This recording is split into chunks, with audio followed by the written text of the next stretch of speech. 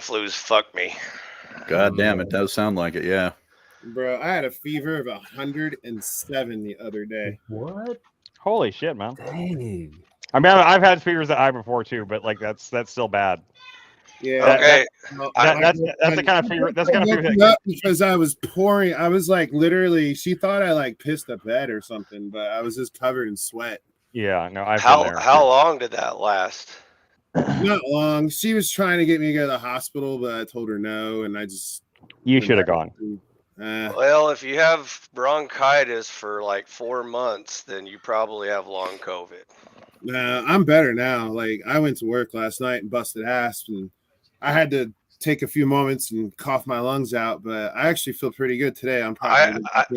I have to cough up my lungs on a daily basis. So the first thing I do when I wake up is cough out my lungs for about an hour, and then for the rest of the day, my laryngitis just completely blows my voice, so I can't talk for like more than. Well, 5 let's minutes. not waste it. What did you come up here to say? I came here to vibe with Chopper Jeff. So apparently we were allies all along, and I didn't even know. I've been telling you that. You have a lot of allies. You're really bad at identifying. I agree with a lot of what you say, all but the the way people you that you say it thought were many your times allies. is really douchey. Oh, don't tone police, Jeff. We already have the Karens on the panel. It is all about optics. What You are you won't talking about? change hearts and minds. Cynthia's the with that tone optics. police. You can't. Anyways, Cynthia's not here. Cynthia is not here. She's here in spirit, though. If she hears me talking mean, she'll come on panel. And Okay, now correct me. you talking crazy. Go on with So your. anyways, Chopper. Cynthia Jeff. has her own life. She actually has a family and stuff. She I lives- know. that's like- Yeah. That's too much. Oh, I want to get the screaming. PSA out of the way. So if Barbie shows, she doesn't even have to show up. She can just watch the video. Barbie, the other day, I said something incorrect. We were talking about autism. We tried to tell you. And then we brought up the topic of Down syndrome. And then you misunderstood me and thought I was talking about Down syndrome. I was talking about autism. No, And I knew so- you were talking about autism. Hold on. Let me just get the correction out of the way, Jeff.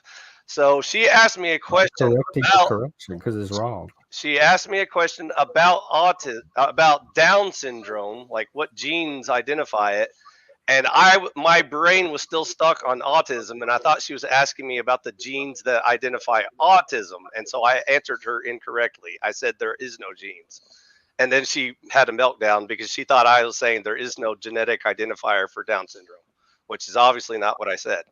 Anyways, that's the correction for Barbie. I apologize. I've got mucus on my brain. I can't hear very clearly, and so I was focused on autism, and I heard you say autism, but you actually said Down syndrome, and I was Well, it's so good that you have some voice to spare to set the record straight. So you're now on record. So now I want to talk to Chopper Jeff as soon as I clear up with Steve real quick. Any thoughts on autism, ADHD, other than haha, it's funny? Is there any other thoughts you'd like to share besides that? No, I don't think it's funny, nor do I have any experience in it, so I would hesitate to make comment on it.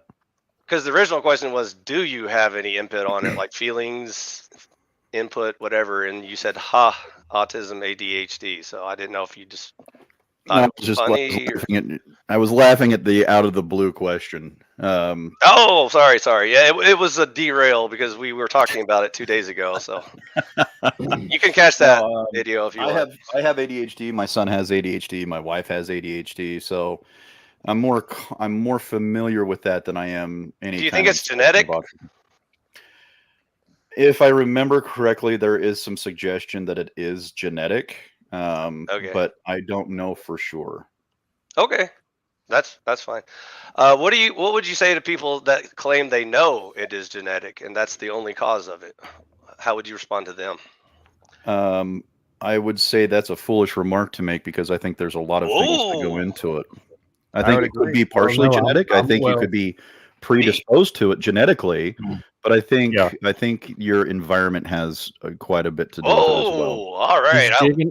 He's jigging around because I like this dude. Now, see, Jeff, I can talk to Steve about it because obviously the other day I thought you were trying to get us to fight, but I'd rather you two continue. No, I would be more than happy to talk to him about it. In fact, I'll go on mute. Go ahead. Let's put autism on the back burner for now because that's even way more complicated topic. But so ADHD.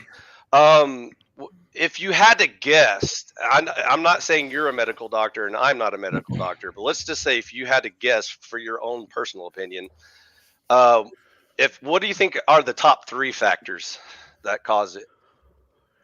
Well, if we're discounting genetics, why would we discount it? You just said it's a possibility.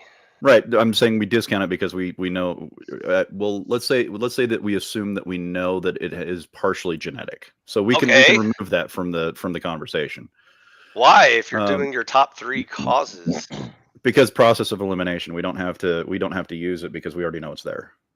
So we're looking at no. Listen to exactly the way I phrased my question. Okay. You personally, if I asked you, Steve, what are your top 3 beliefs on what causes ADHD? What would you rank them as? Well, boy, that's a tough question.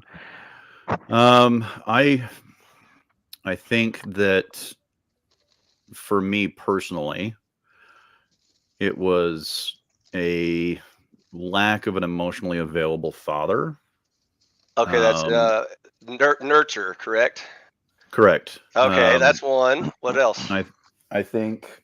Oh, how would you put this? English, preferably. Yeah. Feel free to speak layman because I don't think anyone here is a PhD in medicine either. So just talk. Yeah. No, I will. I tend to prefer to do that. Okay, super. I think that the genetics comes in I think it comes in a little bit more heavily than we suspect it does. Okay. Because I think it sets the staging ground for the environment to play a heavier role. So what I mean by that is even early on in my life, I was a very inquisitive child and I didn't get the answers I wanted. And so I tended to bounce around a lot. I tended to not be very good at paying attention, even from an early age. Yeah. Okay. So same nature. You said nature. But you said genetics. Okay. Yeah. Okay. Is there a third one, or do you just want to stick? No. That's partially genetic, I think, because I was predisposed to that kind of behavior. Your genetics is your nature, though. That's the whole nature versus nurture debate. So genetics is nature, biology. It's mostly genetics. It's brain structure. It's chemistry. It's physiological. And here's a suggestion that I think environmental conditions, what's already pre-existing physiologically. So Steve, I think this is something that's not often. This is something that's not often said, though. I don't necessarily think ADHD is necessarily, even though in today's environment, the way the world works today, ADHD can be a detriment, but I don't think ADHD is necessarily a defect. I think it's a form of the way the brain, our brains form in this way, as an advantage in some ways for certain environments, but the environment of today's society does not necessarily benefit much from having ADHD. Actually, in all cases, it does in certain cases. It does in certain cases, but I'm saying, but it doesn't in all, like in school and in regulated school environments and stuff like that. Like I did great at ADHD made me great at being a homeschooled kid. Okay, I finished all my work at 16. I got all the way through my senior books and everything, all my tests by the time by the time I was 16. So, I mean, like it was advantage for me, but if I'd been public school, I would have been probably held back because I would have been moving too fast or too slow in certain areas. Right. So I'm saying, I don't think that, I think we see ADHD as like a defect or a problem, but I don't think it is. I think it's just a different, I think it's just like just brains that are just developed differently and have like different just different markers and different interests, and it doesn't necessarily mesh well with society the way it's structured right now. That's my opinion. If you look at ADHD broadly, what it is it's a fucking hell, I just lost the word for it. It's a processing issue, right? Yeah, that's what I keep saying. Telling people. That's what I tried to tell that pro lady. Exactly what Chris just said. If I can remember, because it's been a while since I've read anything on it, but the evolutionary psychological perspective is that we were primed for centuries for it, especially males, which is why it's more predominant in males, is when you go out and you go hunting, right? You have all of the sensory input that you have to constantly be aware of. You have to constantly be able to identify things, issues, threats. You have to identify the ground. I mean, there's just a ton of things that you have to identify as you're doing all of this. And so the argument is that boys specifically were primed for this. And then when you get to a point in society, like much like what we're in today, where there's just an overabundance of input, it makes what was there naturally and beneficial into something that is not necessarily always beneficial. I don't want to say it's harmful, but it's definitely not beneficial. It can seem like a detriment. It can seem like a detriment. Right. Only because of the neurotypical norms that exactly, yeah. Exactly, yeah. Hey, Steve, that's before you forget, I want to finish the question later, but I'll let them keep talking. Do you guys take medication for ADHD? I do because I don't get better from you often enough. Go ahead. Yeah. Okay. So, sorry. So Steve, I don't think we're going to make it to 3, so let's just do 2 for now and see if we can cover 2. Okay. So I have a third. If you. Want okay. What's the third one? Go ahead. It can sometimes be brought on by trauma. So again, environment, nurture, correct? Yeah. Okay. Exactly. Okay, so you want nature? I'm curious about that, Steve. Like, how do you think that? I'm sorry, I just want to expand on that a little bit. I'm just curious. Like, how do you see this trauma as being possibly like affecting ADHD or helping to cause it in some way? I'm not saying arguing. I'm just not sure how that works. There is a correlation between ADHD and how would you put this? Overly aggressive and unreadable parents. Meaning if they lose their temper at a whim, you don't know who you get today. You know, who's my parent going to be today? Are they going to be calm, or are they going to be blowing up, throwing shit all over the fucking place? Okay. There is a little bit of a correlation to that and as a trauma response. Some, I think, market it more as a trauma response, and I think that's a little dishonest. But a trauma response is definitely, in my opinion, one of those equivalents. It could be a parent who has what's called split personality disorder, which is not or bipolar. BID. Bipolar and split personality disorder. People view it as very similar, but it's not. Oh, okay, I didn't know that actually. I thought that split personality disorder was seen as like something as almost like a pseudo scientific thing that they weren't even sure was real. I didn't know that it was for sure real. I'm skeptical. It's one of the things Steve and I might argue about. I'm skeptical. I'd have to see stuff first to know more. But well, split personality is very similar to bipolar, but the problem is that, you know, for example, my ex-wife, I believe has it, the split personality disorder, because there were days where she would be such a drastically different person for no fucking reason. Like it was just one day she'd be very sweet, very kind. The next week it would just be, you know, fighting and blowing up and throwing shit, and it was like there was no observable trigger for this. And then on top of that, it was like a mild form of schizophrenia. No.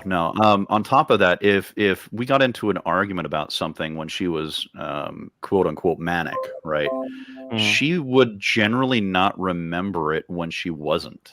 Yeah, I've encountered that too with like my wife that's schizophrenia. That's the reason I asked. So when you have a child that's raised by someone like that, it can cause some serious fucking issues. And one of the responses for that is you're going to look for something to do so that you are not in the line of fire. And so the child tends to learn how to multi-focus on multiple different things, or we'll go from one thing to another just to try and do something to please the parent. So I think it's partially a trauma response as well. I hope that gives you a little bit of insight into what I was thinking. That does totally. I was very curious about. I mean, because I would not classify that as ADHD, and that's why if you trait you don't need to. You can deal with the trait itself of like what multitasking, whatever. If it's interfering with their life somehow, if it came from trauma. Like if you focus on the specific trait, then if it's traumagenic, then that's one thing. But then if it's the result of brain structure or genetics or whatever. That's well, I'm just giving opinions on what I think might be causing it in different situations. I understand it's just your opinion. I wasn't saying you're a medical doctor and this isn't law or anything. I'm just saying your opinion. So, Steve, that's great. Thank you for answering all. Mental health, mental health symptoms can mimic traits of ADHD or autism neurodivergent. That's why if you're not experiencing both, it's a lot of times it's hard for professionals to tell what's the neurodivergence and what's related to like trauma or mental health, like Steve said, because it could look identical. By the way, I wrote the question in the comments just in case I can't finish the question, but you can just read the spoilers if you want to, Steve. So what was your next question would be, what percentage would you rate each of these? Ooh. I am going to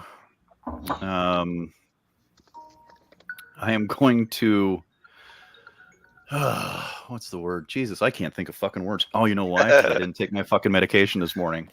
Coffee in there. I'm going to choose not to answer that because I just simply do not have the background in that to make that. I think like 90 something percent genetics, if not higher. I know what you think, Jeff. I was asking Steve his opinion. I will be on record. I think, even when you have the conversation of genetics, you still have to ask the question, how intense is that genetic reaction? On that note, Steve, since we're kind of done with the topic now, here's a closer for me. Are you familiar with the eugenics movement? I wouldn't say I'm familiar with it, but I know about it. Yeah. Okay. Do you recall in the early 1900s when they were talking about getting rid of the feeble-minded through like selective breeding and such? I remember them making the argument. Okay, so do you think there has been a lot of progress made on the topic of what is a feeble-minded person?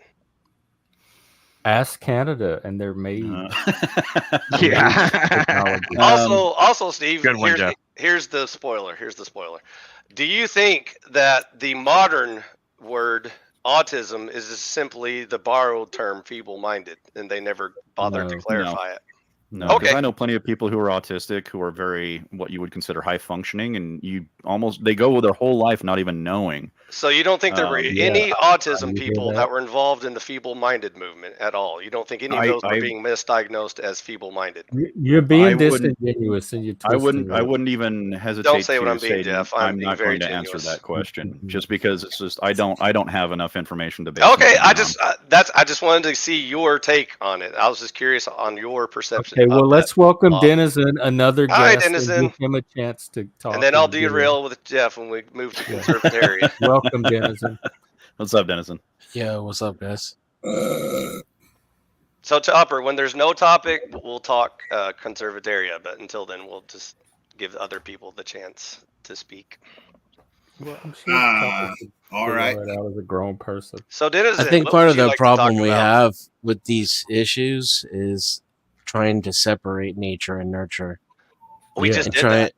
No. Well, I wouldn't do that though. I don't think it's nature versus nurture, and I think that's. You would conflate the terms? No. Yeah, they're in a constant feedback loop with each other. Your genetics and your environment. If you listen to Jeff, you can have multiple variables that overlap.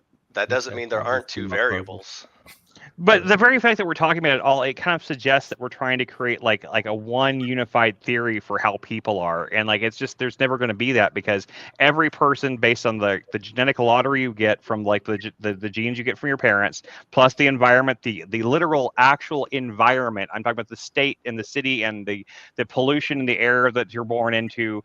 And in addition to like the relationship that your parents have and in relationship that you have with your family, all of these things are all factors in who you are. And so trying to find one unified solution for like this is how people are and this is how they're developed is never going to work because we're all built out of these tiny little blocks, these tiny like building blocks, like little Legos that all get like kind of added somewhat randomly that like, but without our input. I mean, I can tell you, I saw signs of ADHD in my daughter Clover from the time she was like 3.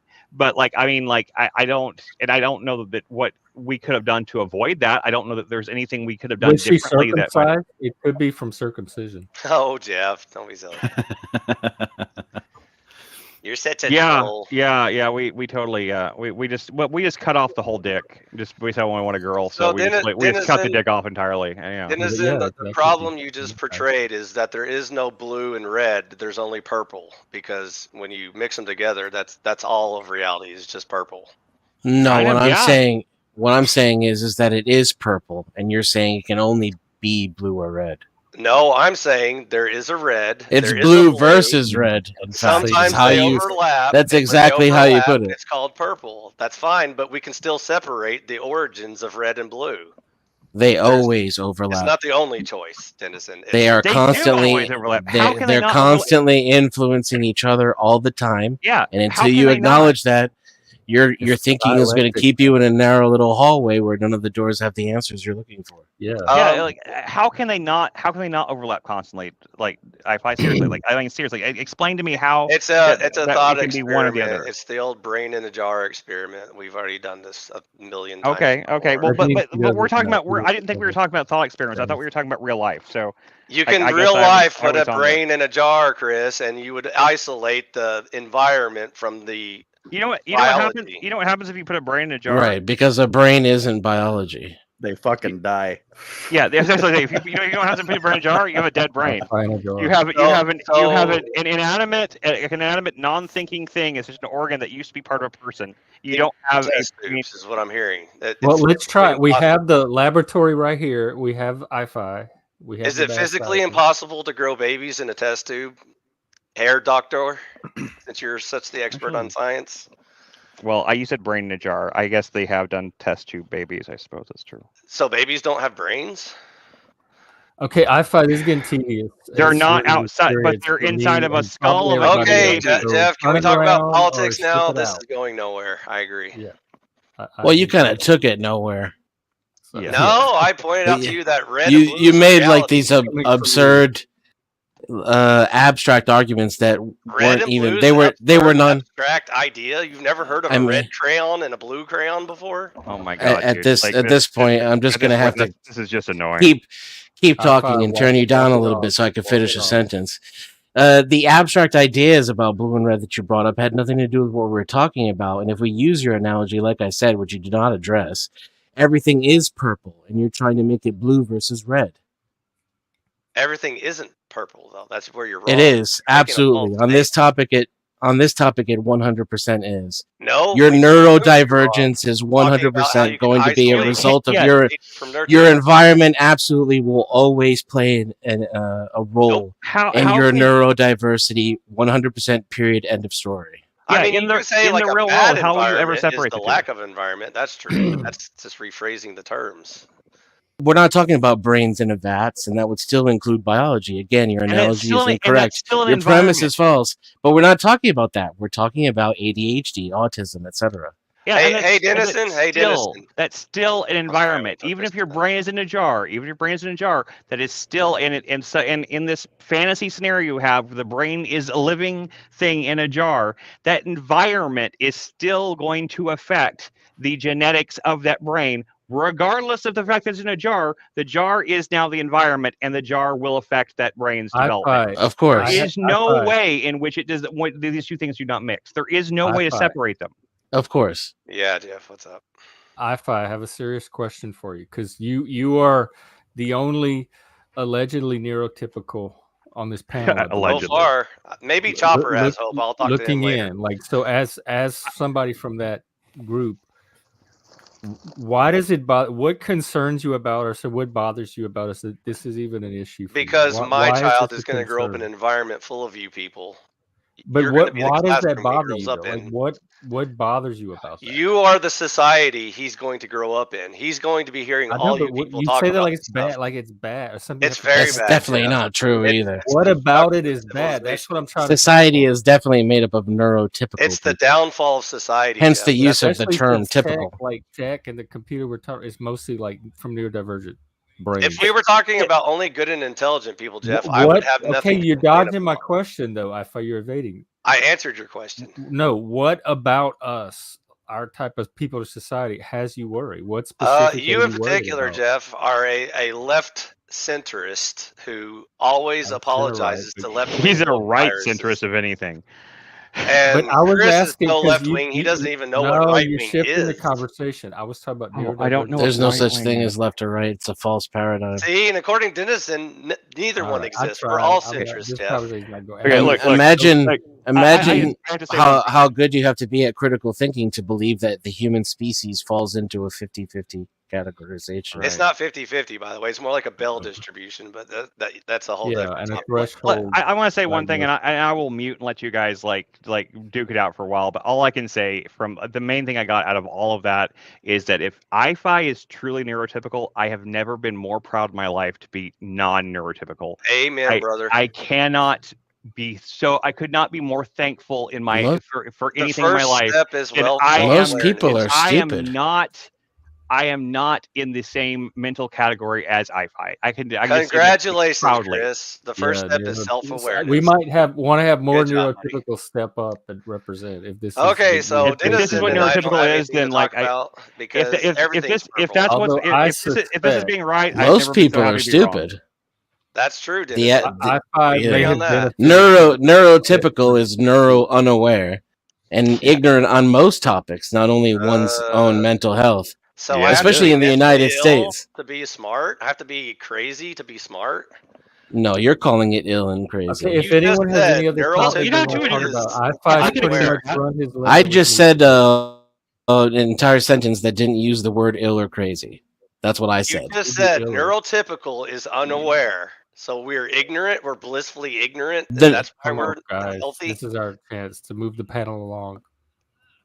I don't follow. Yeah, absolutely. I don't understand any words. You seem to be following it just fine. You just repeated it without the hyperbole.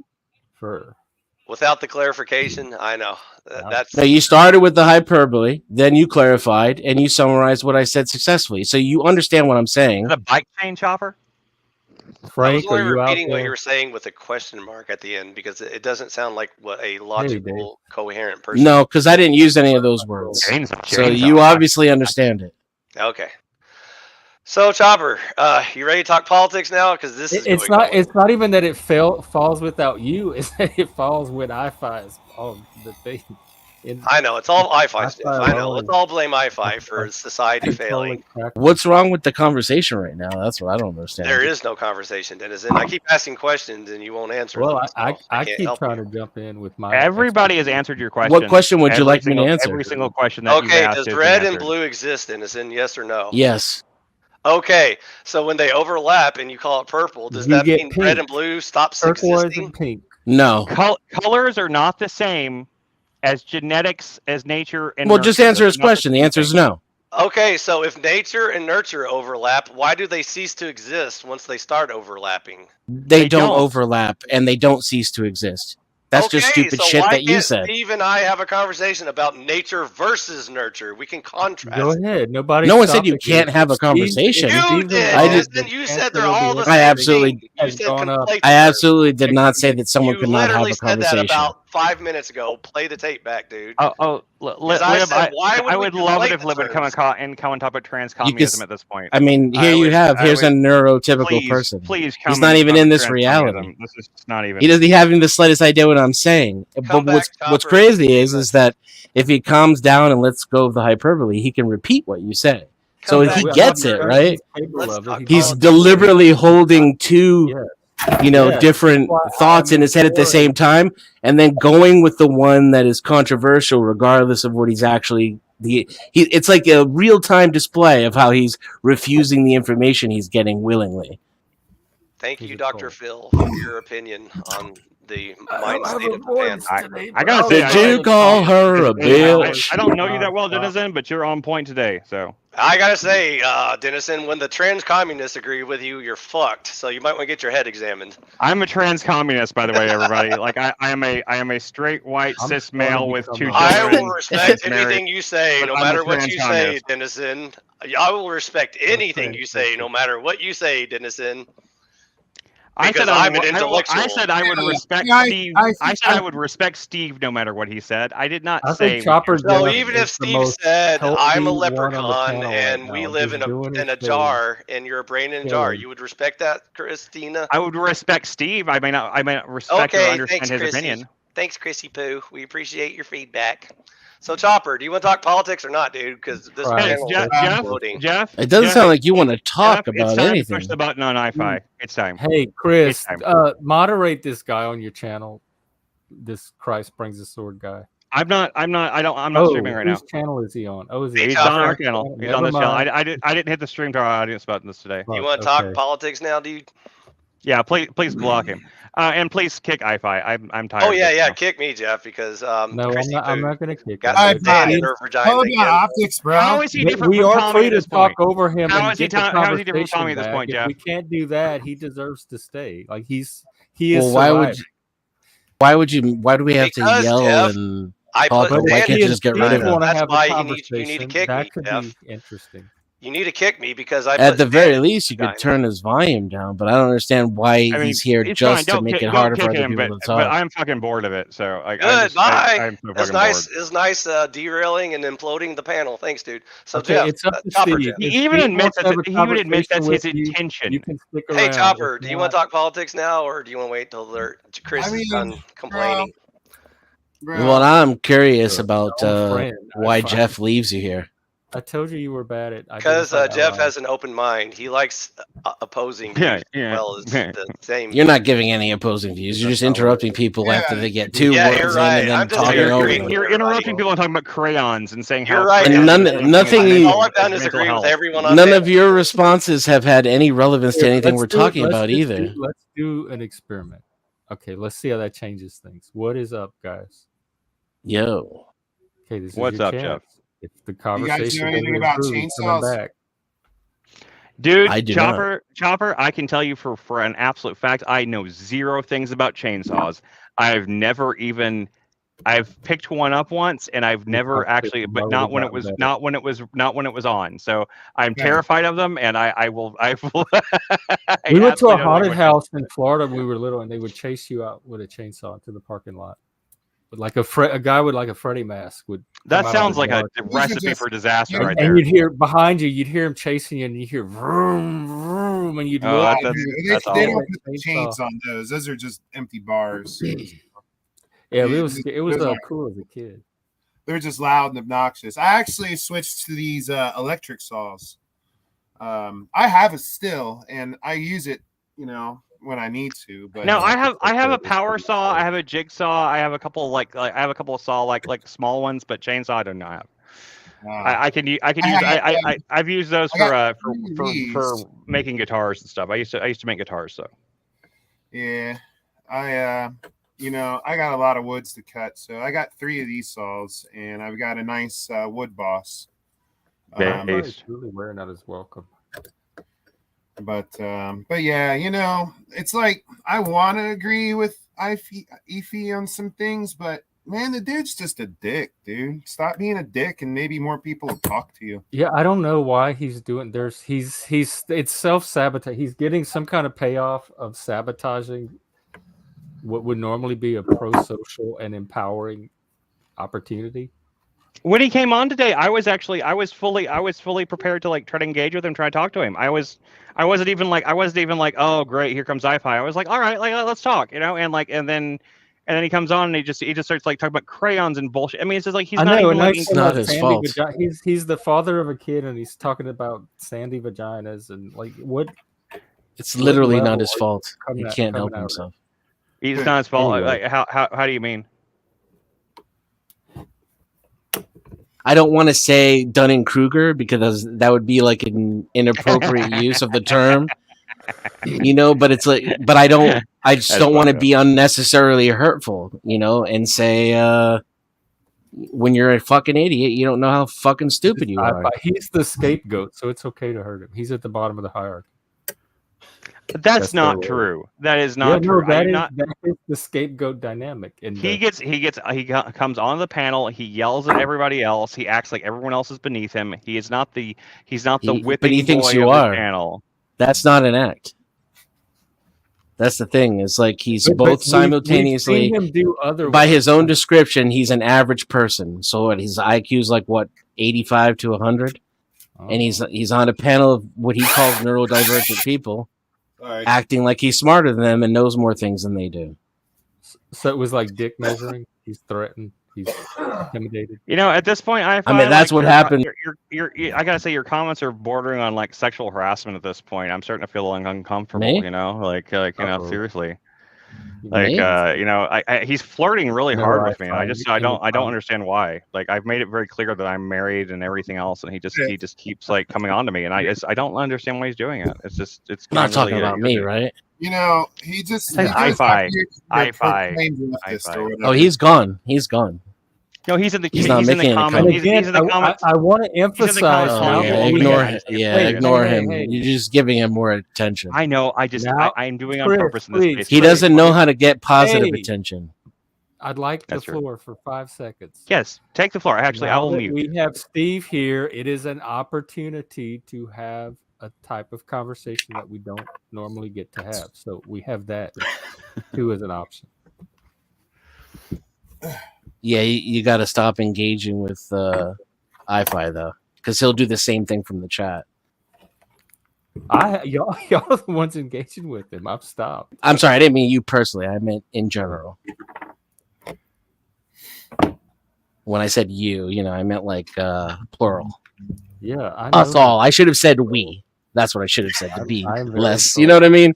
The way I said it could have been less curt. So what's on your accusatory? Mind?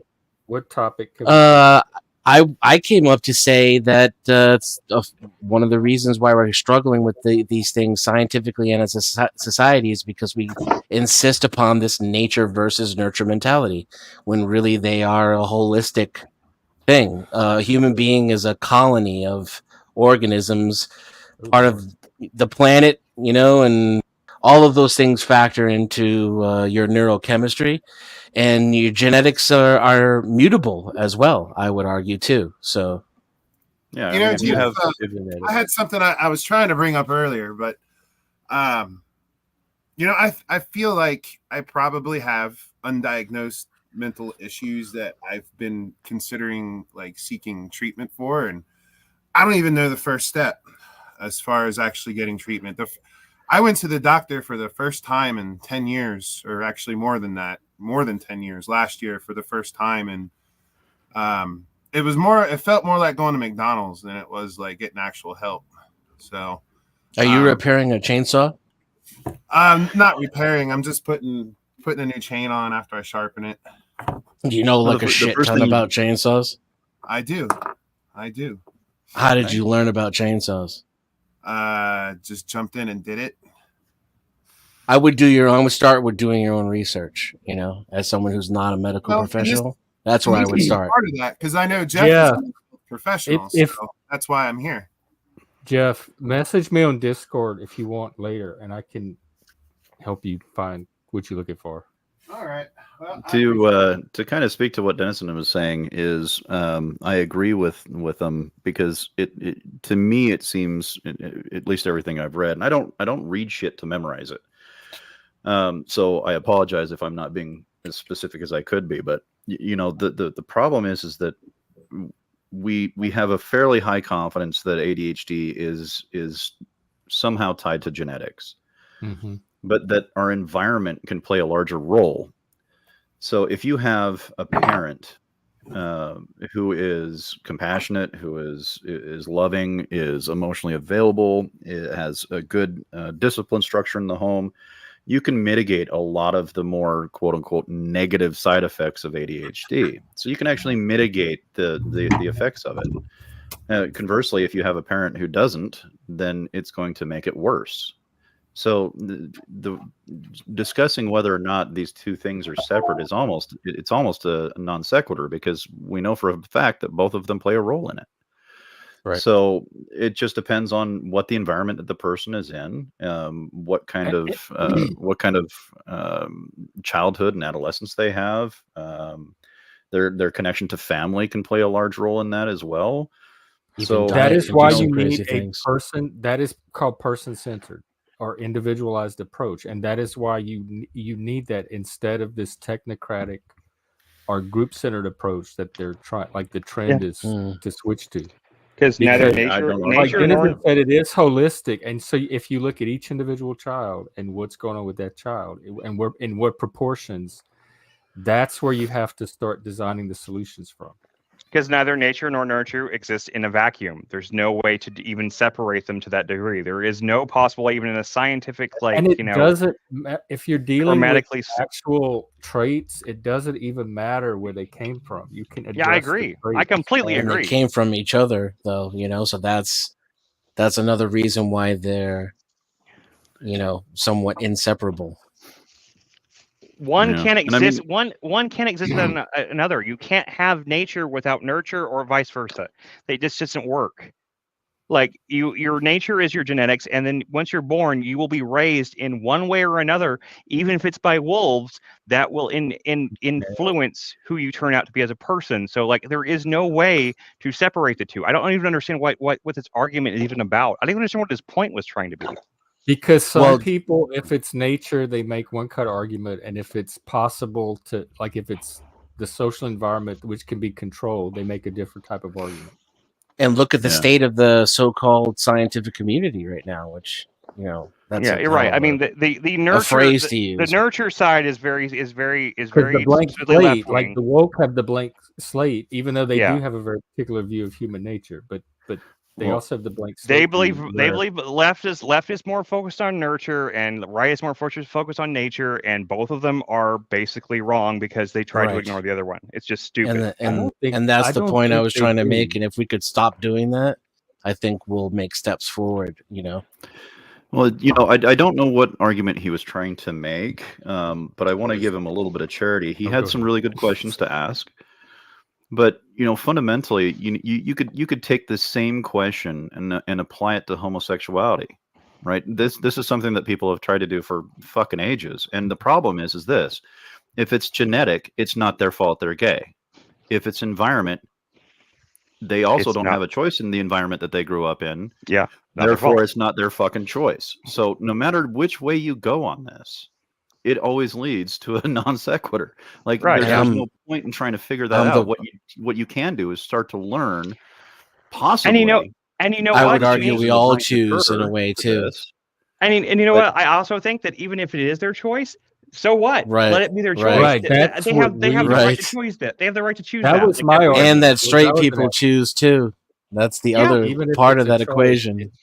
It might be that we might be more naturally somehow to some degree inclined towards straightness because of the fact that we are genetically predisposed to reproduce, and until like the invention of adoption and things like that, it wasn't really possible for gay people to raise children, so therefore it was less genetically advantageous. But like, I still think it's their right to choose that if they want to, and I have no issue with that. Like, I mean, I've always kind of like been a little weirded out by like the gay advocacy type people that were like so focused on it being like a genetic thing. I'm like why do you care so much whether or not you can justify it like that? Just like part of it was you like dudes, like therapy. Just like dudes because of conversion therapy. Yeah, that's true. And there was this belief that you could change us into being it's the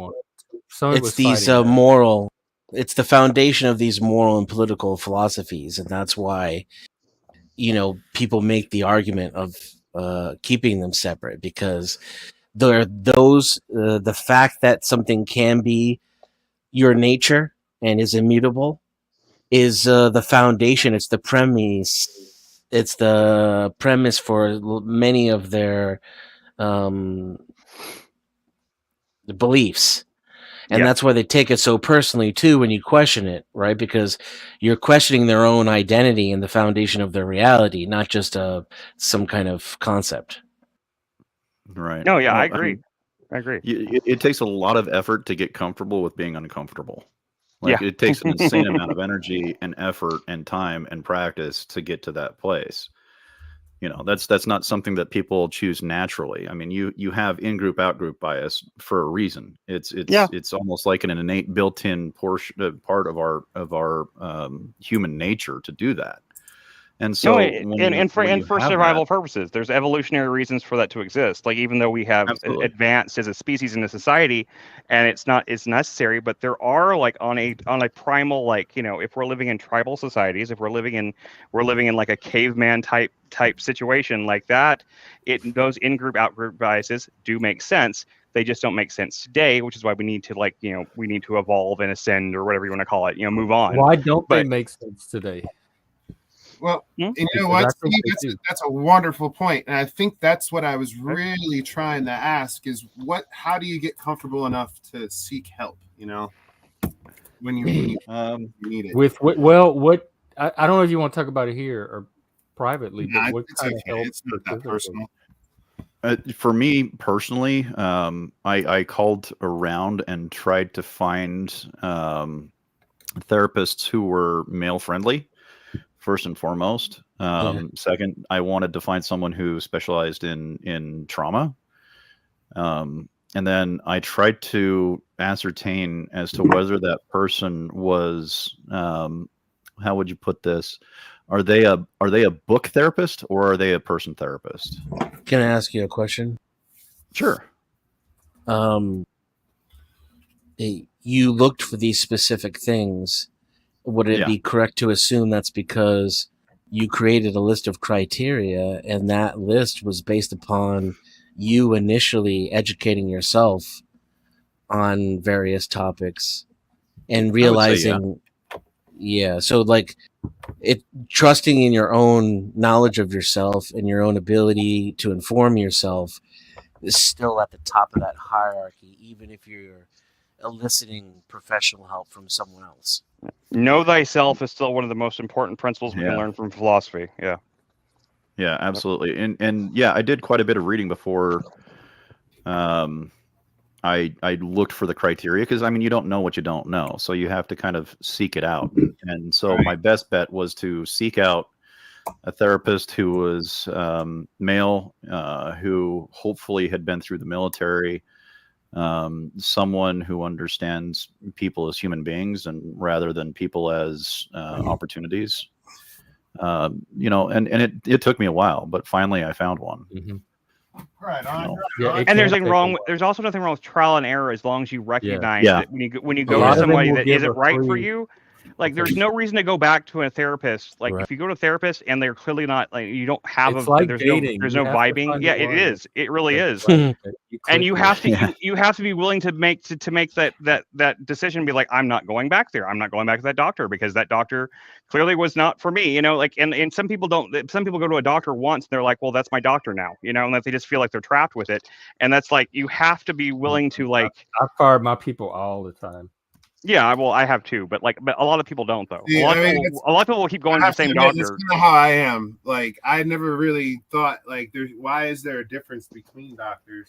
But here's the funny thing: my old primary doctor, is actually serving the rest of his life in prison for over. Oh my god! For what? For what? What did he do? For overprescribing. Overprescribing opioids. 3 of his life in prison. That's some serious overprescribing. I didn't know that any doctors went to prison for that. That's I'm kind of actually the pharmaceutical companies are kind of happy to hear that, but 0 in jail. Yeah, no, I agree. The pharmaceutical companies should be like taken. They should be put in jail like the Sacklers should be in jail way before the doctors would be. But at the same time, I'm still happy to know that somebody did get some consequences for, you know, prescribing like fentanyl when they didn't need to, or something like that. You know. Yeah. I mean, somebody needs to be held accountable for it. I mean, and the doctors are part of that chain, regardless of whether or not they were like the main factor or not. They are part of that chain of command. I think everybody should be held accountable for it. Myself personally, but yeah. So I hope my answers help you, Jeff. Yeah, I appreciate it, man. You know, I just. You know, sometimes I just don't know, and that's, I think, is the issue sometimes with me. And you know, well, that's good though. We're not supposed to know everything, and it's good to not know and know that you don't know, and then ask questions and try to learn about it.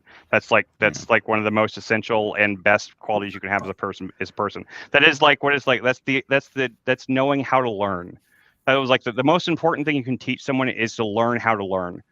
That's really is like, because like that's something that they don't teach in school. They teach you facts, they teach you this and that. They don't teach you how to learn, how to actually how to absorb the information, how to take it and how to apply it and things like that. And that's what that's what we need. That's what people need to know how to do more than anything.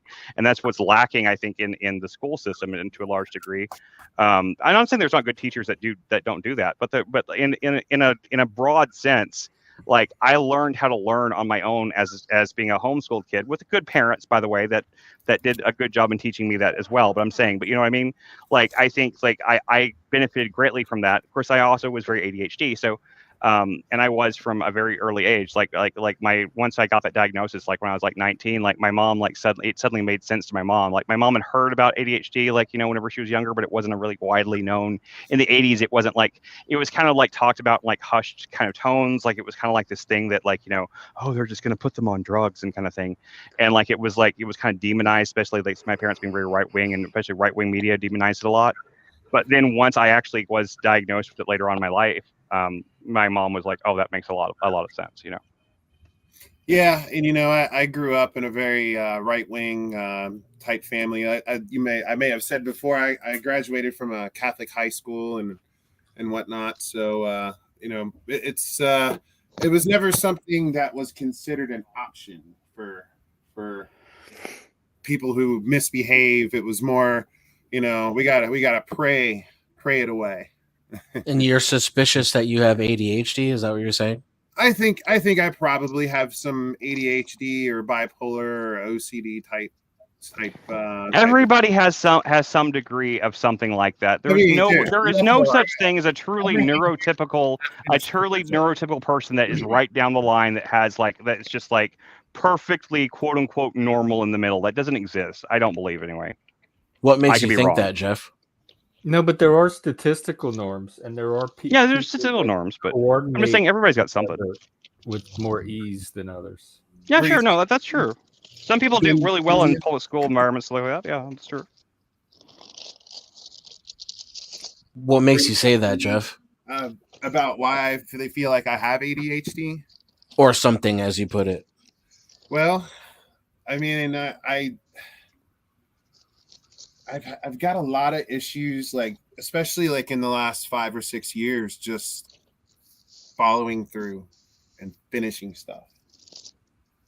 And that's because you're lazy. Didn't you know that? So like I got told my whole life.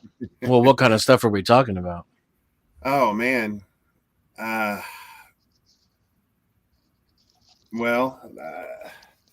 You don't have to talk about it if you're not comfortable talking about it, man. It's not that I'm not comfortable. It's just that there's so much that comes to mind. It's like, I mean, look at my basement for one. It's just filled with like half-finished projects and things. Dude, if you saw my house right now, you'd feel so much. I'm not going to show you, but if you saw my house right now, you would feel so much better about your life right now. Trust me. And maybe I'm just being dramatic. I mean, it looks so organized and clean in there to me. I'm like, oh, that looks like heaven. Really? Like right now I am on this microphone like remotely trying to like clean up as it is. Like I am like, and it's just like my life is a never ending like pile of trash. It's Jeff, did you struggle in school, or were you identified in school and given extra service? No, I was kind of just left alone in school. I didn't really excel. I didn't really struggle as much either. Pure C student, pretty much. Do you get disinterested in things that you have? Oh, well, let me rephrase that. Do you tend to shy away from topics that you're not interested in? So let's say that you just picked a random topic and you're like, I want to educate myself on this, and you lose interest in it very, very quickly.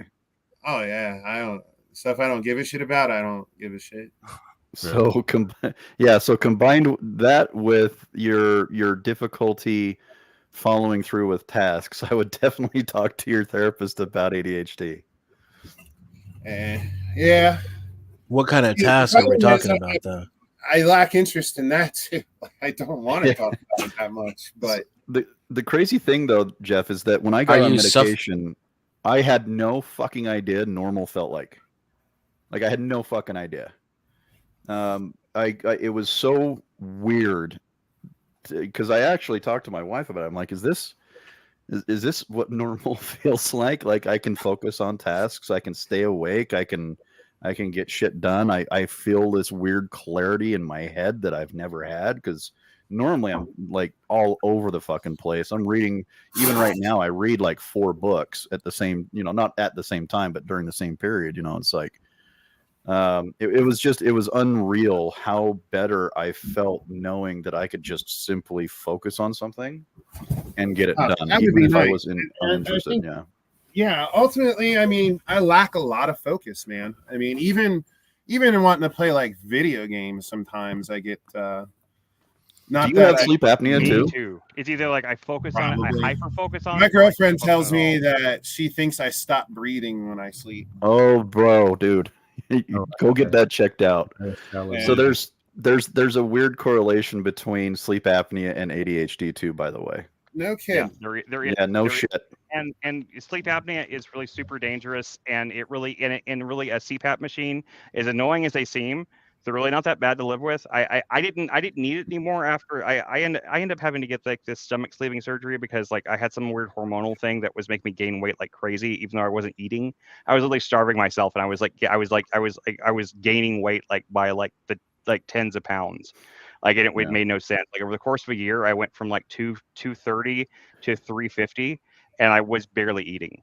And it made no sense. And like they were like, they suggested the stomach sleeving thing because not because it makes your stomach smaller, because it actually resets your entire like biome. It resets your entire like stomach like biome and everything. It resets like the chemical, because all your serotonin and everything is produced in your stomach and like that. When they did that and the weight I lost, I no longer had sleep apnea. But before that, I had sleep apnea really bad. And the CPAP machine was a struggle to get used to for about, I'd say 3 weeks or so. But once I get used to it, it's actually very calming and relaxing, especially if you do well with white noise or something like that. It can be very soothing actually, and it's not bad at all. They make them really quiet nowadays. It never even bothered Lindsay. Like it was never like loud enough to like keep her awake or anything like that. So like I would really recommend doing that. And like if you have any kind of insurance, it'll usually cover it entirely. So. If you're not getting restful sleep at night, it will definitely affect your ability to focus and have energy. And it's hugely dangerous. I mean, people die. I had a friend that just died. In phases. I mean, I'm definitely better some weeks than others, but sometimes it's when I do struggle, it is a struggle, right? Dude, you don't even know because you're asleep when it's happening. But like when I did the sleep study thing first thing. They put that little thing on you, and they do this like thing where like it just monitors while you sleep for like 2 nights or something like that. And then the doctor showed me that the gaps in time when I stopped breathing and for how long. And I was like, oh my God, I was just it scares the fuck out of you. Yeah, no, I was like, I wasn't breathing for like almost a minute, like several times a night. Like that is terrifying. Like you're just like a little bit longer than that, and you just like die. So like, I just had a friend recently pass away in his sleep, and he was 43. Oh my God! I'm 47. His husband was destroyed about it. But I'm on a medication. So let's just talk about drugs for a second. Yeah, sure. My experience of some of the medications have not been great. The first one I was on was Adderall, which put me in the hospital with a heart attack. Oh, damn. Not to mention the really fucking odd sexual side effects. I never had. Then I went to Strattera, and that did absolutely nothing except for I couldn't get hard on it. And that's like, no, I like my wife. Thank you very much. Yeah, thank you. Yeah, I got you. I tried a couple other ones that just didn't seem to really just do anything.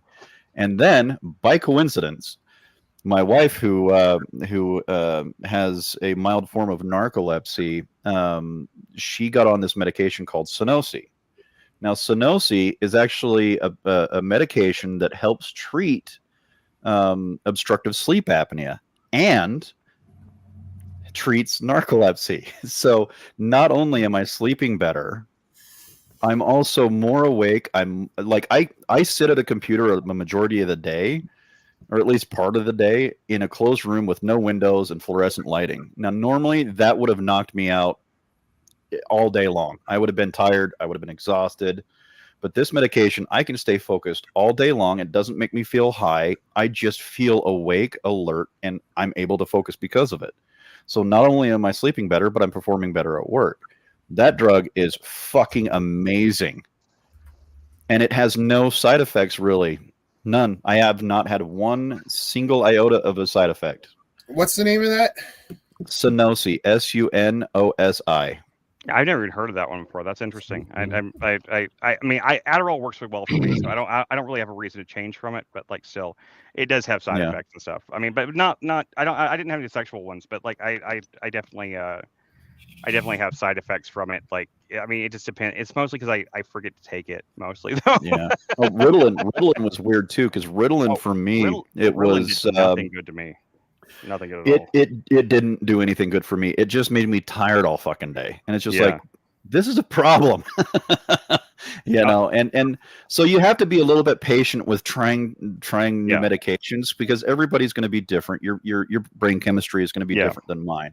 Yeah. But you can try a medication. You have to stay on it for a period of time so that you know that it's working or that it's not working. Usually it's between 5 to 6 weeks for your body to level out the levels in your blood, whatnot. But after that, if it's still not working, switch. It's okay to go through as many medications as you need until you find one.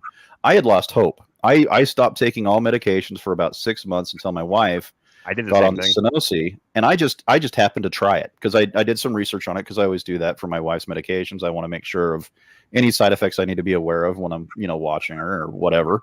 Yeah, exactly. And I tried one, and I was like, the next day I was like, that morning I took one. I was like, holy shit, this is life altering. So it happened that I found my medication by coincidence. Yeah. So it's probably, arguably, my ADHD is not severe enough that I would need something more than what Sunosi offers me. But some people with it, you need a higher dose. Some people are a lower dose. You just gotta be patient with yourself. Be patient with the process. Don't lose hope until you are absolutely out of fucking options. And even then, still hold on a little bit, because you never know what's going to be coming out in the next 6 months in your life. I will make one caveat to that, though. If you take a drug and it has some like serious side effect, I definitely don't keep taking a drug for 6 weeks. It doesn't, like, I took a migraine medication once. I can't remember what it's called now. And after I took it, like the third day I took it, my entire face went numb, and I thought I had a stroke. But I couldn't. My face was so numb I couldn't talk. I couldn't move my mouth. Like my entire face was just dead. And I was I was, and my wife was at work. She was working at Amazon, and I was working from home. And like, I was like, I can't even call 911. Like I'm having a stroke obviously right now. And then I just laid down, and it went away, and it came back. And I was like, that was the only new drug I'd been taking. So, and then, and what was the other one? Dexa, what was it? Depakote makes me go cross-eyed. Jesus, that shit.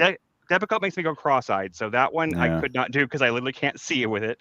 And then Paxil makes me lose the will to live, so I don't take that one. I didn't take that one for more than a few days either. But like I'm just saying, if you have a side effect like that, don't. This is not a medical show. We're not giving medical advice. I'm just saying, like, my advice is, like, yes, if the drug, if you're taking it and it doesn't seem like it does anything at first, I definitely would recommend, like, giving it a chance to see if it gets into your system. And you should be working with a specialist anyway. And you should listen to your doctor. You should listen to your doctor. The doctor is normally going to tell you, oh, it'll take a few weeks or something like that. But if you have a serious side effect, don't fuck with that shit. Yeah. Well, to address someone's comment, don't self-diagnose. Absolutely, we're not self-diagnosing. We're not diagnosing anyone. What we're doing is we're comparing experiences and saying, hey, you might want to get this checked out, because the problem is drugs are not inherently bad. They can do amazingly great things, and like Steve's words, they're full of shit. You guys have such an animated comment section. I love it. But But seriously though, it's no one's diagnosing here. No one's self-diagnosing. That's the responsibility of a trained professional. Every one of those we're not advocating for self-diagnosis. Nothing. And I called my doctor right away and told them whenever those things happen, I told them like, hey, yeah, this just made me go cross-eyed or made my face go dumb. And they were like, yeah, don't take that again. And so like, I mean, it wasn't just like, I'm just saying like, you know, I just didn't want anyone to get the impression that like, you know, that like, no matter what, you know, give it 6 weeks, you know, I'm just saying. Yeah. I just didn't want anyone to take that away from it. It was more like I just trying to be extra careful just because I know how people can hear things sometimes. And they're like, oh, well, maybe that's what I'll do. You know, I just don't want that to, and I don't think you're not spreading misinformation, Steve. That's just like in my head. That's just what I was thinking. I was like, it's a valid point. It's a very valid point. You know, and there's times where helping someone figure out what's going on with them to the point where you can now say, hey, you should probably go see someone about this. There's nothing wrong with that. No, at all. Right? Not there's what was it? It was for example, my wife had a procedure done that was causing endometriosis, and we didn't know why. We had no idea that it would be linked later to the IUD that she had received. I figured it out, and I didn't even figure it out. I can't say that, but I'm going to say it just for the ease of this conversation. I figured it out by watching a video on a men's right advocacy page, Chloe Roma, and she was addressing this bullshit ideology that male doctors are inherently harmful. And down in the comments, for some reason, I was reading the comments, which I normally don't do. There was this woman who said it was a male doctor who saved my life, because he figured out that it was the IUD causing the endometriosis. And then I went onto the website for endometriosis, and I looked at I looked at the symptoms.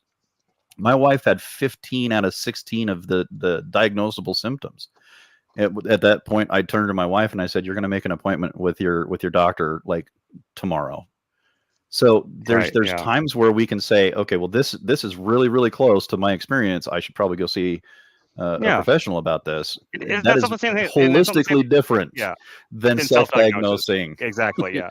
That's like self-diagnosis is like, okay, so like I've read on the internet that this drug is going to help me, so I'm going to go find some like, you know, I'm going to find some you know, off-brand version of it or something that's like similar to it. I'm going to order some research chemicals online, you know, and start taking like random like chemicals made in a lab in China, and then and be like, well, it didn't work for me, you know, like that's the opposite of what we're talking about. We're talking about like, you know, you do need to be aware of your own biology and to a degree take responsibility for that, in the sense that you need to see a doctor, especially a good one if you have one, a doctor that's actually knowledgeable and actually understands you and actually that you have a history and a rapport with. It's very important, the one that understands like what you've been through. If you haven't established one like that, you know, try to just do your best to find a doctor that you vibe with and take responsibility for your health, in that sense that you need to talk to somebody who actually can help, because you yourself are not going to, and doctors aren't perfect. Doctors don't know everything. They don't know every person. They don't know. That's why you have to kind of shop around from like Jeff said, it's like dating, you know, you really have to like, it can be collaborative and use self-advocacy, and like Colt says, they should rely on your feedback. Get them to rely on your feedback if they're not already. But a good doctor should be taking it into account. Yeah, no, I mean, and the good doctors I've worked with have always relied on my feedback, and a lot of them will even help. I've had so many good doctors that have not just helped me with finding the right diagnosis and stuff, but they've actually helped me get the medication I needed when I didn't have insurance and stuff like that. There are so many doctors out there that will go out of their way to find you, like, you know, like back when I got diagnosed, they put me on a drug called Effexor for depression a long time ago, and it worked for me for a long time. It just eventually stopped, but at the time, like, it was very expensive. It was the extended release stuff, and my doctor went out of his way to because he knew I couldn't afford it. I could barely afford the appointment, so he actually went out of his way to I would go up to the doctor's office like once every month, and they would give me a bag full of samples, and that's how I kept, you know, I kept myself on medication until I was able to actually get a job again. I was able to afford it and stuff like that. So I mean, there's good doctors out there if you look for them. Not all doctors are evil. They're not all puppets and tools of the pharmaceutical industry.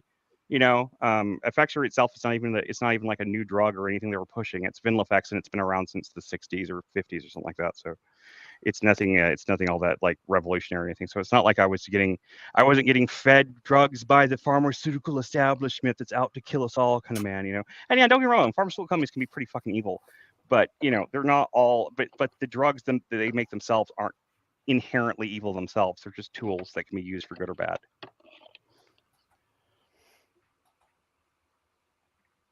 Okay, I'll shut up now. I didn't mean to like stop the conversation. No, you made a good point, dude. Well, it might be winding down. Yeah, but I've actually got to head out.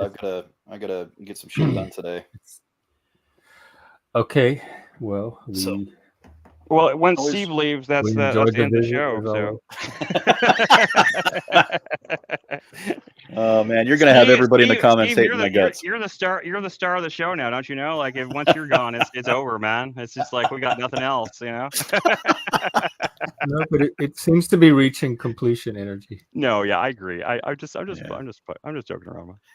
I'm just having fun. I'm just like I enjoy the conversation. I enjoy the spirited kind of debates and like back and forth we have like on these kind of subjects, because I feel like they're actually productive. Absolutely. where like we can like have like we can point out disagreements or like caveats in other people's things, and it's like yes, and it's like I feel like we do that like whenever the show is working on its best thing, it's very much like good improv, like the yes and thing, instead of everything being like no but, like we're very good at like yes anding each of those points, and like that's a really healthy. I think it's a really healthy thing for discourse in general. Absolutely, I agree.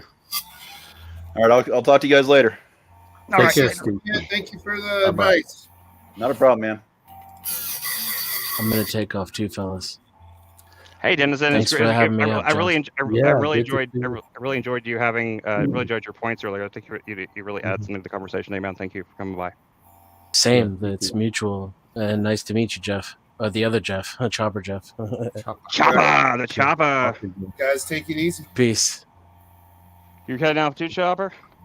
No, I'm just sharpening this last chain. I mean, you guys like Jeff's wanting to wrap up. You mentioned something earlier. You sharpened the chain and not the. I thought the saw part was different than the chain part. The chain just ran the saw. So I misunderstand chainsaws that deeply. That's how badly I misunderstand chainsaws. I didn't know you sharpened the chain. This is the chain, and this goes on the saw. Like when you go to those Halloween attractions and that, what they do is they take just the saw part. I love that bunker.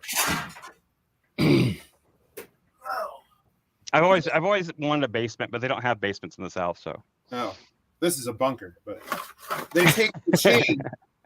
They take this chain off of this and just run it with the bar on, and then and scare you and stuff. So, right. I mean, you could still potentially kill somebody with it, probably, but it wouldn't just like cut their head off though. No, you just annoy them because it doesn't have a blade or chain. Well, I'm just saying, but anything moving that fast though, it's not moving. But the friction itself, if it went against your skin, you're saying they wouldn't hurt? No, there's nothing. The only thing that moves is the chain, and the sprocket that moves the chain is inside here. So there's a sprocket that turns that's connected to the motor, and then that's covered up. So I mean, that's not. I'm telling you right. I'm just all I'm doing is showing off my chainsaw ignorance. That is all I'm doing right now. My ignorance of chainsaws is deep and is deep as a vast ocean. I really don't. I've always been terrified of them. Well, I mean, if you live in the city, there's really no logical reason. I grew up in the country in the South. Like I should know how to use a chainsaw. The same reason. We didn't have chainsaws. Like they certainly didn't let the kids. No one. Yeah, like my grandpa taught me how to use a pistol and a shotgun and a rifle and stuff like that. But he never taught me how to use a chainsaw. So my dad didn't actually want me to live the rural lifestyle. He raised me to be more of a city person, but I kind of rejected that. So. Oh yeah, I definitely understand that. Yeah, I mean that's the role of any teenager though. Whatever you raise, that's the reason why I've raised my kid to be. I've raised my kid to be try to be as normal as possible because I knew she'd rebel and turn out weird, and it's worked out so well. You know, it really has. Well, my dad was pissed off at me when I bought this property because the house that's on it's like 200 plus years old and needed a lot of repair and stuff. And you're wasting your money, boy. But I made a lot of money when I was young. Well, I mean, 2006, I guess I was pretty young. And I bought this place for it was like 30. Well, with everything combined, it was about 50,000. I mean, and that's if still not bad. Yeah. Well, yeah, bro. It's 24.75 acres. Shit, dude. I bet it's worth quite a bit more than that now. I bet you could sell that and retire off that if you ever needed to. Like even out there, I bet the land value has gone so crazy lately. I had somebody offer me $500,000, and I told him to come back with $2 million, and we'll talk. Yeah, no, I bet you could get $2 million for that much property, for that much land. Yeah. Probably have to wait a while. You know, it's a developer, but I really don't want to sell it. But for I don't blame you. I will. Yeah, everything's got a price. I don't believe that every person has a price, but I think everything has a price. Everything that doesn't have intrinsic human value has a price on it at some point, because it's like you know, if I can improve my life with the amount of money that they're offering for this thing that I might like, you know, like if it's a thing I like, you know, then that's fine. If it's something that really means something to me, that's different. But you know. Well, you know, I got my dogs. My girlfriend's talking about. Well, she wanted to move in as soon as we started dating, but that was only like maybe 2-3 weeks ago. So I don't know. I told her. How long y'all been dating? For 3 weeks now. Roughly. I mean, I've known her for 2 years, but. Oh well, that's different though. If you've known you've only been dating for 3 weeks. So how well do you know her? Like, where do you know her from? Oh, it's a coworker. But I mean, like, have you guys hung out before dating? Yeah. I mean, how much did you know about her, like, in general? Like, did you know, like, you knew about her family, you knew about like her interests, her likes, things like that? I mean, how much did you know about her?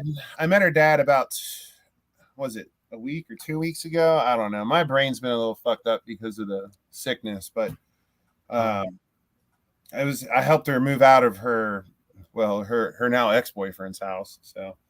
Okay, that is a little. Yeah, you gotta give that. You gotta give that a little time. I mean, but and you know, she does need a little younger than me. So I mean, she needs a little. She needs a place to stay, though. I mean, it's hard to say no to somebody that you care about like that. You know. I get it. Put her in the bunker. Yeah, you can put her in the bunker. I mean, like, you know, hey, a woman can't leave you if you chain to the radiator. So. Well, I don't want to talk shit too much because, you know, you never know. She could see this stream one day, but I mean, she did. I'm not talking shit. I really cheated on her boyfriend with me to start with. So I mean, what happened? She cheated on her boyfriend with me to start the whole relationship. So I have a friend that's how he met his wife, and they're still married and they have a family and everything.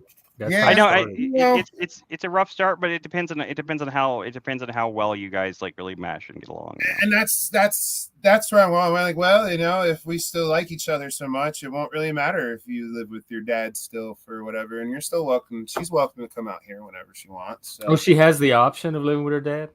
Yeah. Oh, okay. So she has somewhere to go. I encouraged her to go live with her dad because, you know, she's 25. I'm 42. So there's a big age. Okay. Yeah, that you're doing the right thing then, I think. I was gonna say, like, if you have a big house though, I mean, you could give her a separate room or something. It'd be more like having like a housemate than like that.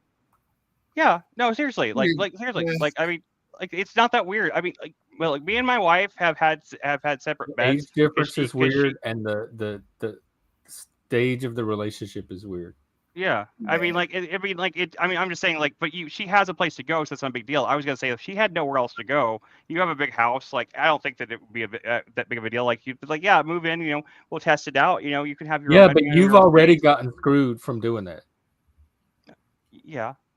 But it doesn't mean it's your everybody will. instinct to do that, but it's also not always the wisest thing to do. I'm not saying it's the wisest thing to do. I'm just saying that it can work. It's not impossible. It sounded like you were trying to rationalize letting her stay there. I wasn't if trying she didn't have another place, is what you said. So that's what if she didn't have another place, I'm saying I don't think that it could be the worst thing is if you guys had separate. And when we argued about this at one point because she was acting like she had no place to go, and I was like, "Ooh, that would be a red flag." Okay, that's a little it's a red flag. But that's manipulative. Well, then that must really suck then to not be able to call your dad or whatever, because she had told me about her dad wanting her to move back in with him because he didn't like her boyfriend. She didn't want to go back, and well, she is. She's there right now. So okay. Her dad's a cool dude. It's funny because like her dad is also like, I don't know, 20 years older than her mom. So she tells me all this. I like older dudes because my dad's older and stuff. Like It's weird. It's weird. But people can't help things like that. You like sometimes people like people based on arbitrary like things like that, and it's just nature versus nurture or whatever, it's just like the way you're raised and all that kind of stuff like that. It's gonna affect who you're attracted to. I mean, it's not their fault. Like I'm talking about the worst characteristics of the situation at the moment. Oh, okay. And I like her a lot, and certainly I want to be happy, and I want her to be happy. So. Well, you know what you do. This is how we can resolve this. You just got to bring her on the stream. I'm kidding, Joe. Never. I'm kidding, Chopper. I am kidding. Never. It's just like my private therapy session here. So. I know. I joke about it every time anybody talks about relationships. Like, all you gotta do, bring him on the stream. Bring them on the stream and let them meet us, and let us meet them, and then we'll tell you whether or not they're good for you. Or bring her on the Discord. Like, bring her to movie night one night.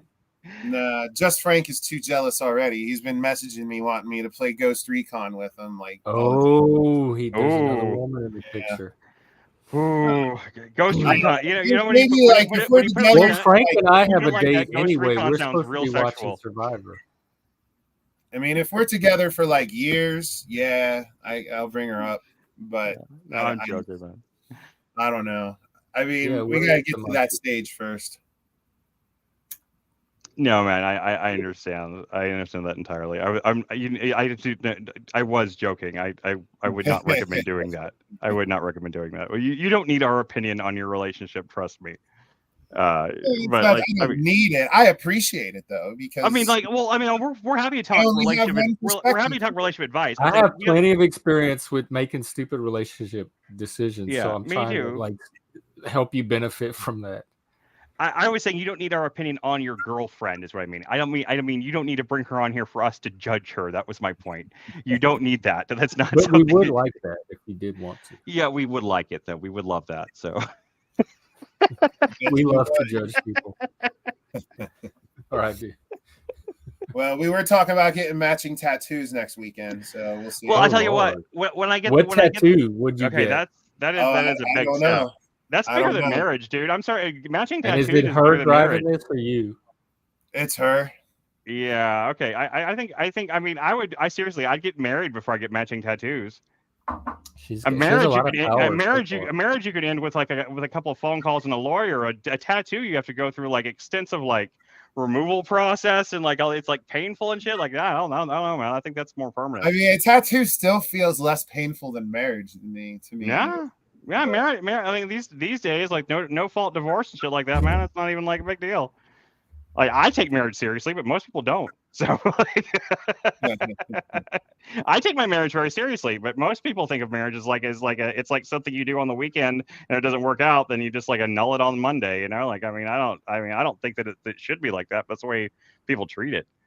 So I mean, I don't know, but a tattoo, man, that's forever. You just your chances are you're not you always just get it covered up with another tattoo. So can you though? It'll always be there, no matter what you do. No matter what you do, and even if you do the removal process, it's always gonna be there though. I'm just joking around. I'm just playing around.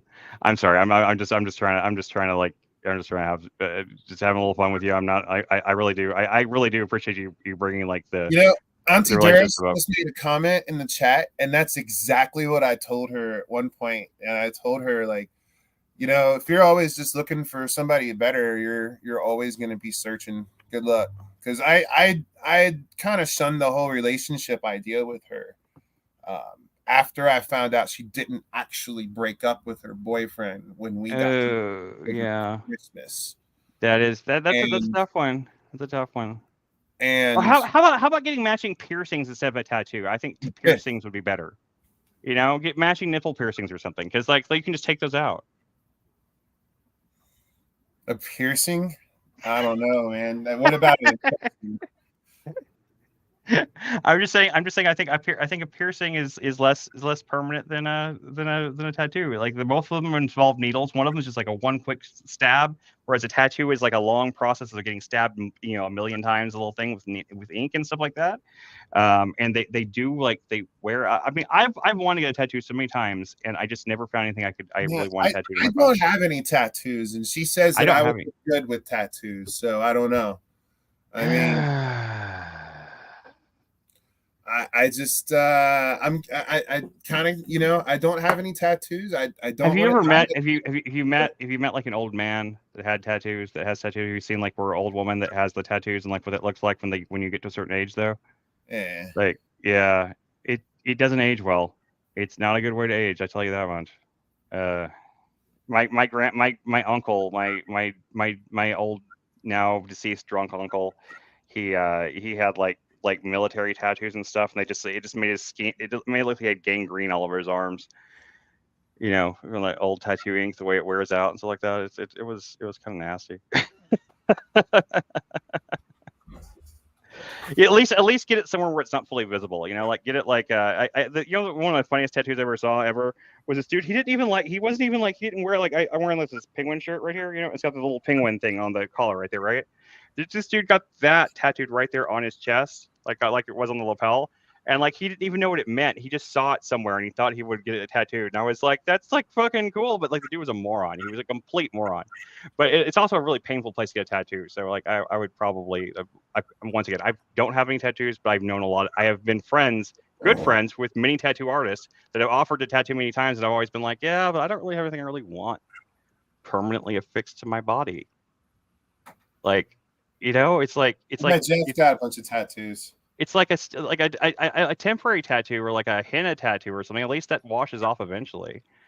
You know, like you know, how about this? You know, they make these tattoo markers now. And these tattoo markers that like the marker ink lasts for like 2 weeks. So what you do is you get like, you know, try it out for like 2 weeks. You try it out, and if you really like it that much after 2 weeks, then go get it permanently done. You know. Yeah, that's fair.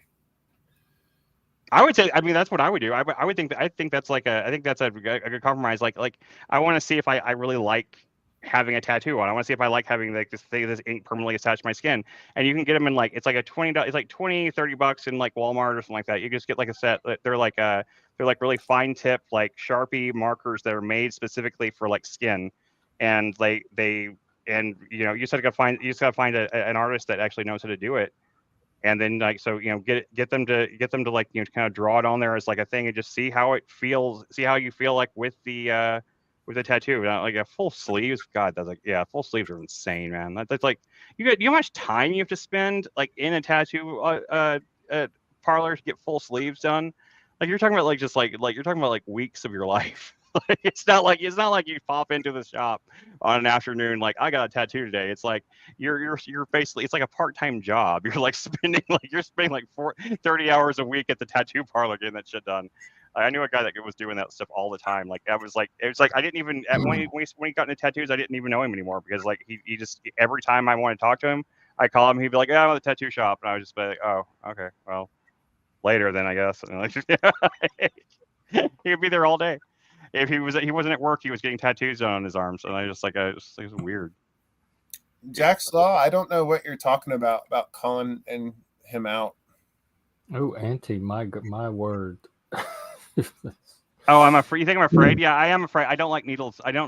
Jack's Law. You're right. I don't like needles, and but it really my problem with tattoos isn't about the needles anymore. I got over my fear of needles. I just don't have anything I really want on my skin permanently.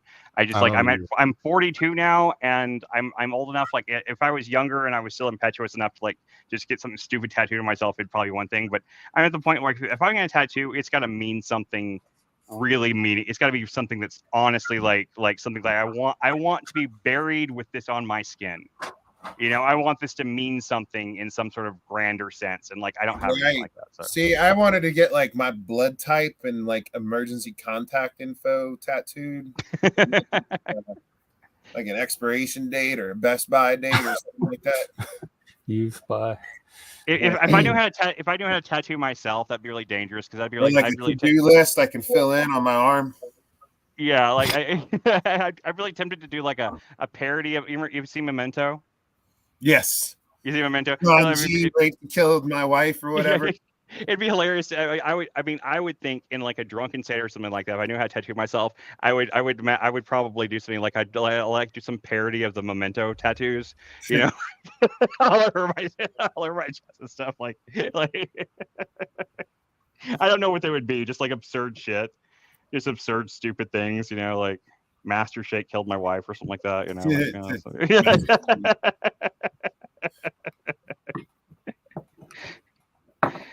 Oh man, well, it was a fun stream today, guys. I think I'm tapping out here and doing something. Yeah, else. we're you too.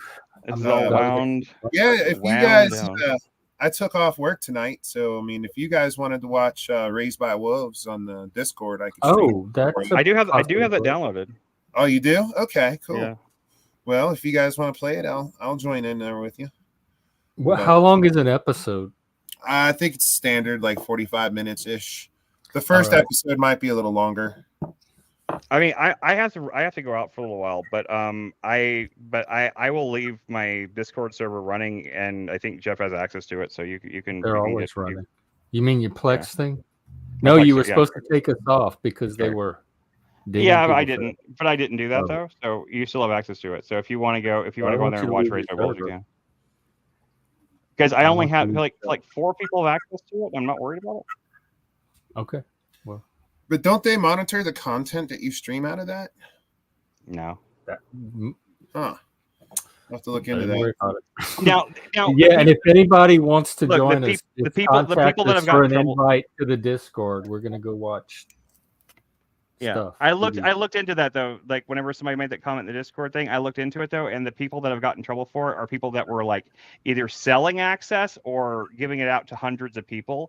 Like tons of they were running like these like giant Plex like Blade server things and everything that had like they were basically running like a little mini Netflix and like maybe charging people like server, whatever you feel comfortable doing. This. Yeah, I don't have anything. I don't have anything like that running on it. So. Well, just message us later when you get back, and we can. Sure. It's fine either way. I'm just gonna run up. I got to run up to this place to try to sell off some more of these jeans. I've got tubs and tubs of jeans I'm trying to get rid of. Bye. All right. Talk to you tonight. All right. Bye. Take care, Jeff. Thanks.